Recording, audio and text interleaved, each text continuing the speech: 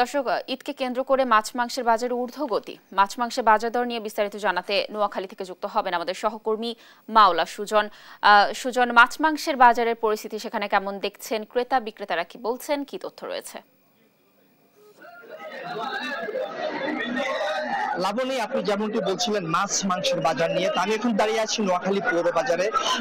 তো আমি এখন মাছের বাজারে দাঁড়িয়েছি। শুরুতে আমি মাছ নিয়ে কথা বলতে চাই। সেটি হচ্ছে যে বাজারে মাছ বিক্রেতারা একটি অভিযোগ করে বলেছেন যে বাজারে দেশীয় প্রজাতির মাছের সরবরাহ কমে যাওয়ায় বাজারে মাছের দাম কিছুটা বাড়তি রয়েছে। একই সাথে তারা আরো বলেছেন যে বাজারে সামুদ্রিক পানির যে মাছ রয়েছে তাও সরবরাহ বন্ধ থাকা বাজারে দেশীয় মাছের উপরে একটি প্রভাব পড়েছে। তো আমি সাধারণ ক্রেতাদের সাথে কথা বলেছি, তারা অভিযোগ করে জানিয়েছেন যে বাজারে আসলে যেসব মাছ রয়েছে দেশীয়, সেসব মাছ অত্যন্ত ঊর্ধ্বগতির দিকে রয়েছে, যা অত্যন্ত নিম্নবিত্ত বা মধ্যবিত্ত এবং কোনো কোনো ক্ষেত্রে সাধারণ মানুষের নাগালের একদম বাইরে। সাধারণ যারা মানুষ রয়েছে বাজারে, সাধারণ যারা ক্রেতা রয়েছে, তারা অভিযোগ করেছেন যে বাজারে এসে তারা মাছ দেখে ফিরে চলে যাচ্ছেন। দামের কারণে অনেকে কিনতে পারছেন না বলে জানিয়েছে। আসলে সামগ্রিকভাবে বলতে গেলে যে মিঠা পানির মাছ এবং সামুদ্রিক পানির মাছের সরবরাহ কম থাকায় বাজারে মাছের বাড়তি দাম রয়েছে বলে জানা গেছে। তো আমি এখন এই বিষয়ে কথা বলবো যে নোয়াখালী পৌর বাজারের মৎস্য ব্যবসায়ী সমিতির সাধারণ সম্পাদকের সাথে।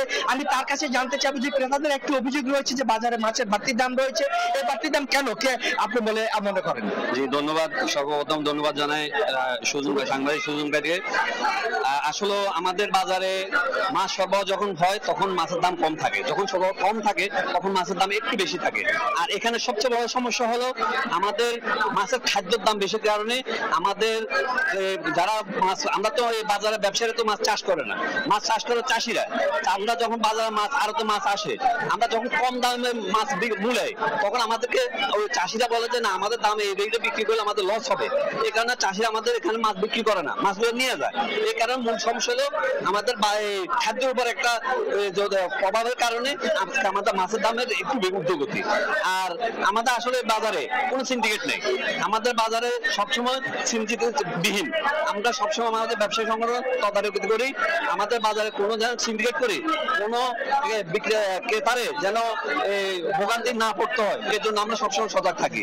ধন্যবাদ আপনাকে। তিনি যেমনটি বলছিলেন, আসলে তিনি বলেছেন যে তারা যে আড়তে থেকে মাছ কিনে রয়ে আড়তে মাছের দাম বেশি, কারণ হিসেবে তারা বলছেন যে মাছের যারা চাষ করে যে খাদ্যের দাম বাড়তির কারণে মাছের উপরে একটা প্রভাব পড়ছে। একই সাথে তারা আরো জানিয়েছেন যে একই সাথে পরিবহন খরচ এবং শ্রমিক খরচ বেড়ে যাওয়া খুচরা বাজারে মাছের একটি প্রভাব পড়ছে। তো আজকে সকাল থেকে বাজারে যেটি দেখা গিয়েছে যে রুই মাছ, কাতলা মাছের কেজি বিক্রি হচ্ছে 300, 350 থেকে শুরু করে 400, 450, কোনো ক্ষেত্রে 500 টাকাও ছাড়িয়ে যাচ্ছে। অন্যদিকে যে কিছু সাধারণ মানুষের যে তেলাপিয়া এবং পাঙ্গাস মাছ রয়েছে তাও বাড়তির দিকে রয়েছে। পাঙ্গাস মাছের কেজি বিক্রি হচ্ছে 180 টাকা থেকে 220 টাকা কেজি।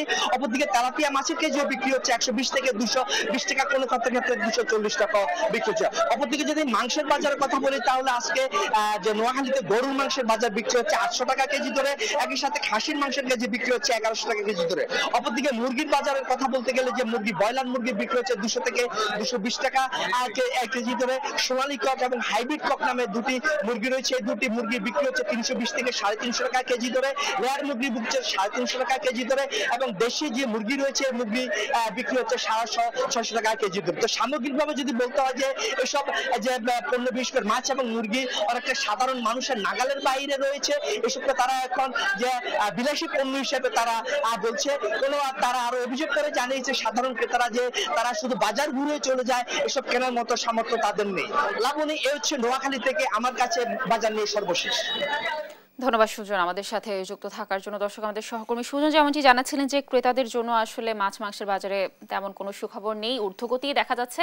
নোয়াখালীর বাজারে সর্বশেষ তথ্য জানছিলাম আমরা।